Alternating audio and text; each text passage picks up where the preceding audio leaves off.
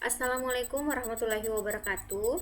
Hari ini kita bertemu lagi dengan materi terakhir ya sebelum UTS, yaitu pertemuan ketujuh mengenai interaksi vitamin-vitamin.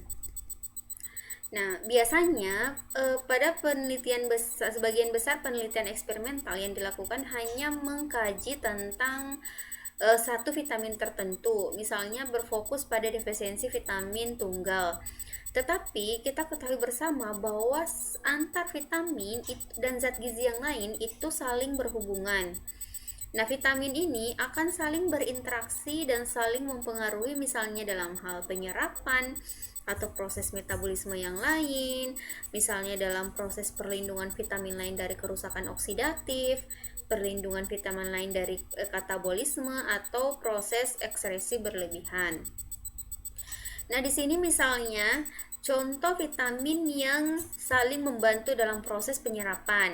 Misalnya antara vitamin B6 dan vitamin B12, asam folat dan tiamin. Kemudian ada vitamin yang saling membantu ketika penyerapan saling terganggu apabila salah satu vitamin terlalu tinggi. Misalnya, ketika kadar vitamin E tinggi akan mengganggu proses penyerapan vitamin K, vitamin B6 dengan niacin, kemudian tiamin dan dengan riboflavin. Kemudian ada yang saling membantu dalam proses metabolisme, misalnya riboflavin dengan vitamin B6 dan niacin.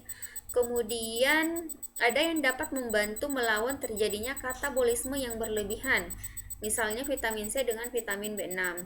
Kemudian dapat melawan oxidative stress, misalnya vitamin E dengan vitamin A, vitamin C dengan vitamin E ya. Oke, kita akan membahas satu-satu ya. Pertama, interaksi vitamin A dengan vitamin yang lain. Misalnya interaksi vitamin A dengan vitamin C. Ketika terjadi hipervitaminosis vitamin A ya, maka level vitamin C pada jaringan akan menurun dan pengeluaran vitamin C melalui urin akan meningkat ya. Kemudian pada vitamin D, penelitian pada hewan menunjukkan bahwa pemberian vitamin A pada dosis yang tinggi akan membantu melawan gejala yang disebabkan kelebihan vitamin D. Jadi ketika tubuh kita mengalami kelebihan vitamin D, maka disarankan untuk memberikan dosis yang tinggi vitamin A, memberikan vitamin A dalam dosis yang tinggi. Kemudian vitamin E dengan vitamin A. Penelitian dilakukan pada anak ayam, kadar vitamin A yang tinggi dapat meningkatkan kebutuhan vitamin E, ya. Kemudian, dalam kondisi hipervitaminosis vitamin A, hipoprotombin kemungkinan terjadi. Nah, ketika vitamin A dan vitamin D ini dikonsumsi dalam jumlah yang berlebih, maka vitamin A ini akan menekan efek keracunan dari vitamin D. Jadi dia akan menekan melalui peningkatan mukopolisakari dan kolagen turnover. Nah, sedangkan pada tikus ya, penelitian pada tikus menjelaskan bahwa dosis vitamin A yang tinggi dapat menurunkan kejadian hiperkalemia dan deposit kalsium pada jaringan yang disebabkan oleh konsumsi vitamin yang tinggi. Nah, vitamin A dan vitamin D yang diberikan berlebihan ternyata memiliki efek antagonis pada plasma kalsium dan fosfor. Kemudian ketika kita mengonsumsi vitamin A menunjukkan efek yang berlawanan terhadap vitamin K. Artinya, vitamin A ini akan mempengaruhi sintesis vitamin K, yaitu mempengaruhi penyerapan vitamin K di usus halus. Misalnya terjadi hipoprotrombinemia ya, yang disertai dengan hipervitaminosis A dapat disebabkan karena efek penyerapan lipid nonpolar, terutama yang tentang vitamin K ya. Kemudian vitamin A dan vitamin C. Beberapa efek racun yang disebabkan oleh vitamin A dapat diperbaiki dengan vitamin C. Jadi ini ada penelitian pada marmut menjelaskan bahwa efek toksik vitamin A menjadi lebih baik ketika diberikan vitamin C ya. Jadi ketika diberikan pada manusia, kelebihan ekskresi vitamin C melalui urin meningkatkan hipervitaminosis A yang disebabkan terjadinya penurunan level vitamin C pada jaringan ya. Jadi ketika tubuh kita kelebihan konsumsi karena keracunan vitamin A, maka dia akan diperbaiki dengan konsumsi vitamin C. Oke, kemudian yang kedua vitamin E. Nah, interaksi vitamin E dan A ini memiliki efek positif, artinya dia saling membutuhkan dalam proses metabolisme. Asupan vitamin E yang tinggi kemungkinan dapat menurunkan defisiensi vitamin larut lemak lainnya, terutama vitamin A. Kenapa? Karena kan mereka sama-sama larut lemak ya. Jadi pada proses penyerapan terjadi kompetensi dalam proses penyerapan pada mukosa usus halus.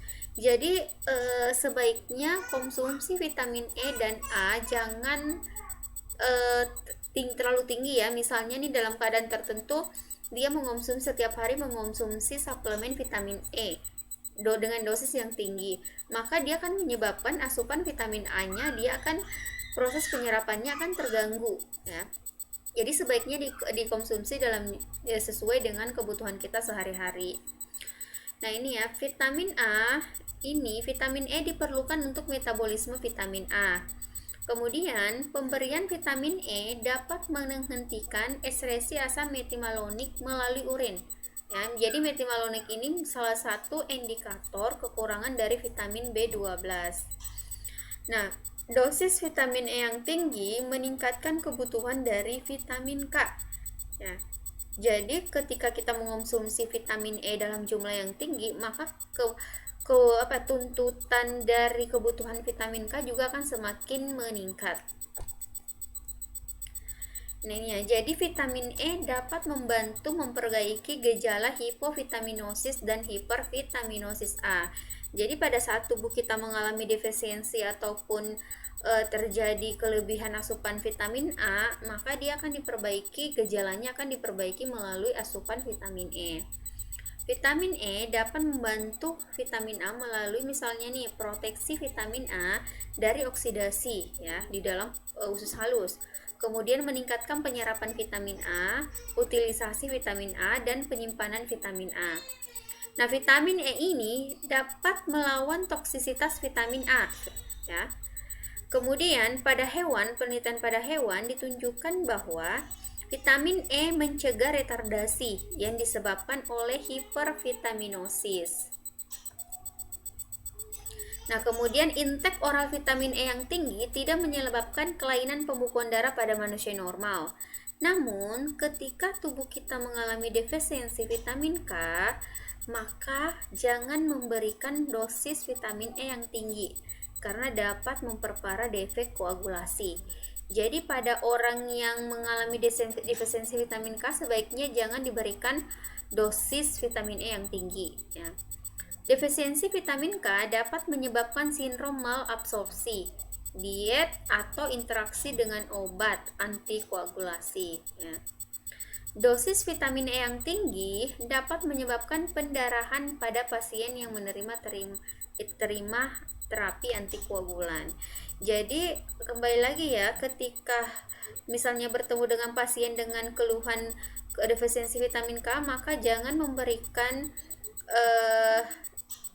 intervensi suplementasi vitamin E dalam dosis yang tinggi. Kemudian vitamin C.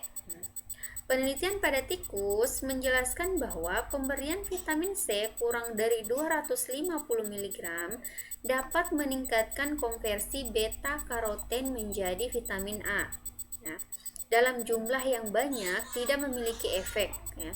Jadi ketika diberikan jumlah yang secukupnya atau sesuai dengan kebutuhan, itu efeknya akan menjadi positif. Tetapi ketika diberikan dalam jumlah yang banyak, tidak memperlihat efek apapun, atau bahkan dapat menurunkan utilisasi dari vitamin A.